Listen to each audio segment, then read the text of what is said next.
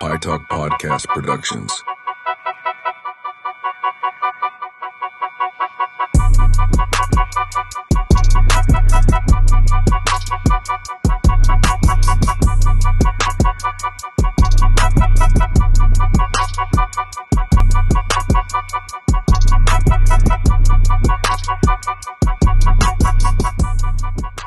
It's your boy Coach B. I'm back in the bakery. You know, the pie talk, pursuing internal evolution, combined with Coach B and Pursue It If You Want It nonprofit organization based out of Thurston County.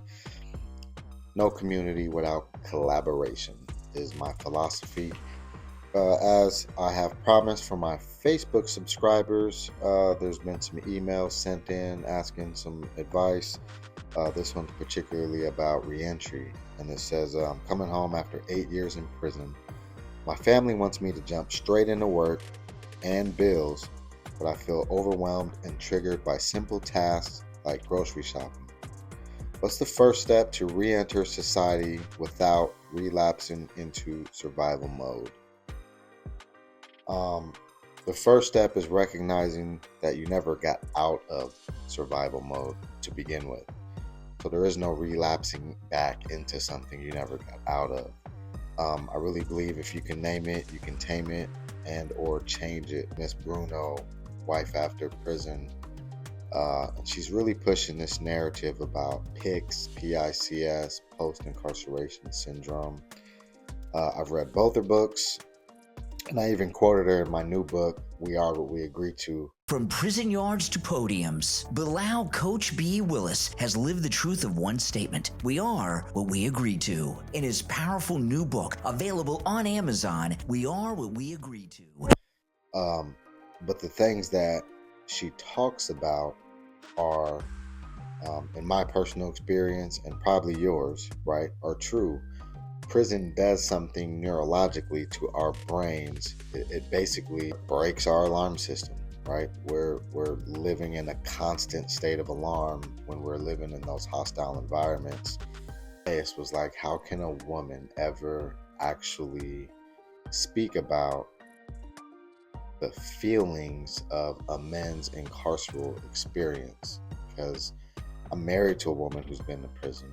I've trained inside of women prisons. Their experience is vastly and uniquely different from the male incarceral experience. Just things are way more violent. Just as one example, they're way more, militant, structured, or just way more hostile and volatile. It's a very, very different environment when you're talking about incarcerated women and or incarcerated men, let alone somebody who is only married to someone who's incarcerated.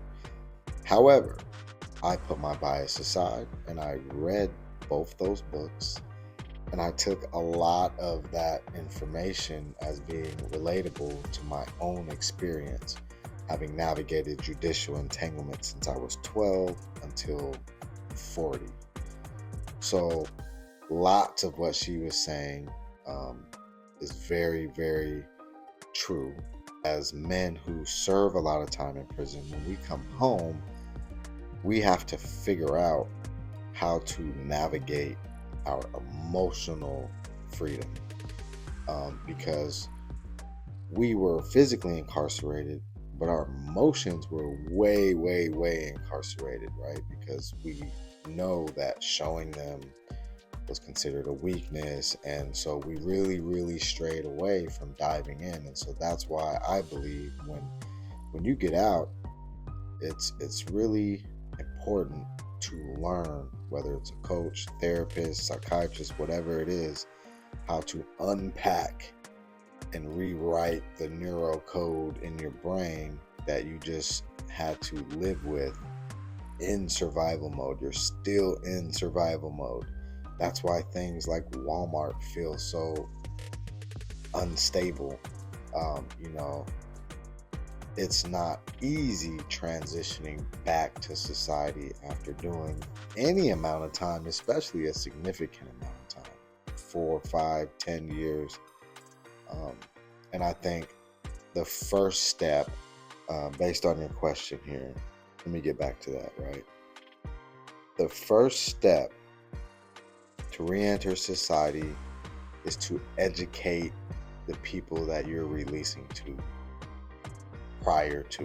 And since you're out already, I think it needs to be a focus on the family being educated on what's going on with you so that you can tackle it together.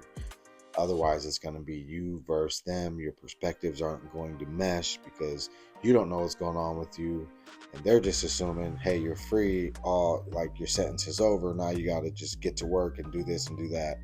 But they're not understanding there's a lot of internal adaptation that is required.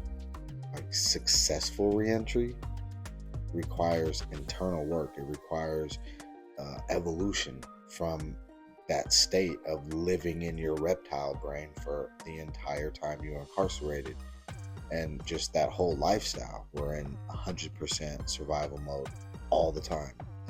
Now, getting out of prison doesn't release you from survival mode. It doesn't mean your amygdala is back working perfectly and you're only going to get alarms when they're necessary. No, it means you got some emotional regulation you have to learn how to do. You got some unpacking you have to do. You have some serious conversations with the people in your circle that are supporting you. So, that is where success lies in reentry, is the internal work and the support system also being in alignment and on board with the work that you have to do, being supportive in their roles.